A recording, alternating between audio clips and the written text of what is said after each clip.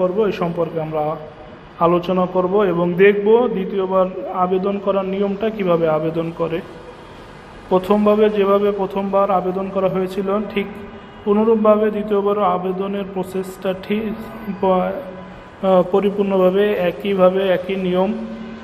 এটা পুনরায় আবার আবেদনের ফি জমা দেওয়া লাগে। আমরা বিকাশে যে ইতিপূর্বে ফি জমা দিয়ে আসছি, আমরা সামনের দিকে যাই।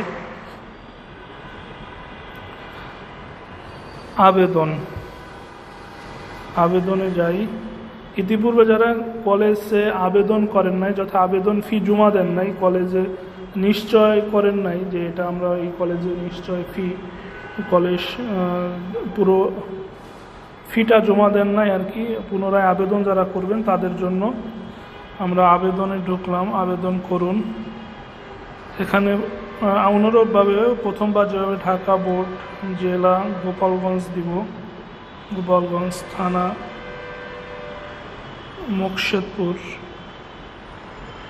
মুকশেদপুর কলেজটা নিশ্চিত করার জন্য আমরা প্লাস বাটনে চাপ দেব, নিচে চলে যাবে মুকশেদপুর কলেজ। এখানে চলে আসছে মুকশেদপুর কলেজ। 5টা কলেজ আপনি দিতে পারবেন। পরে আমরা অনুরূপভাবে সামনের দিকে যাই, দ্বিতীয়টা দেই, প্লাস বাটনে চাপ দিব, প্লাস বাটন, দ্বিতীয়টা চলে গেছে। তৃতীয় কলেজ,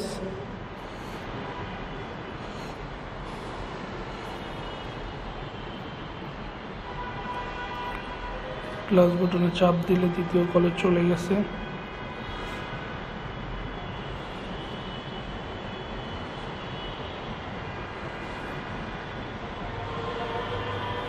চতুর্থ কলেজের জন্য আমরা চাপ দিব, নির্বাচন করব চতুর্থ কলেজ। আমরা চতুর্থ কলেজও নির্বাচন করলাম। ঢাকা জেলা ফরিদপুরে একটা দিয়ে রাখি, ফরিদপুর সদর। ইয়াসিন কলেজ,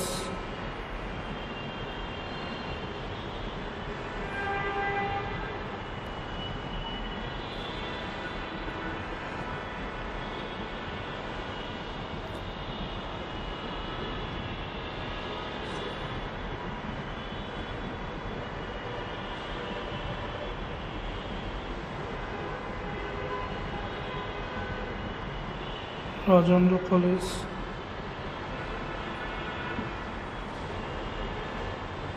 6টা দিছি। এবার সাবমিটে দিলে সাবমিট হয়ে যাবে। এগিয়ে যান। ঠিক আছে,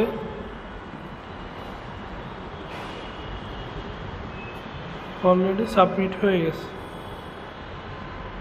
আবেদন আপডেট করুন, পিডিএফ ডাউনলোড করুন।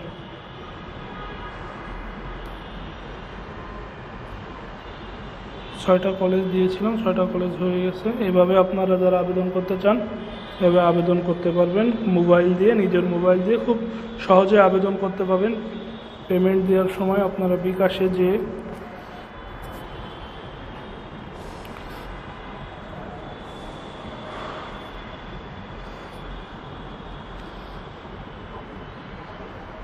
এডুকেশনে গেলে এখানে একাদশ শ্রেণীর দিলে আপনার বোর্ড দিতে হবে ঢাকা, যে বোর্ডে আসেন পাশের রোল নম্বর, মোবাইল নাম্বার দিলেই আপনারা আবেদনটি কনফার্ম করতে পারবেন ইনশাআল্লাহ।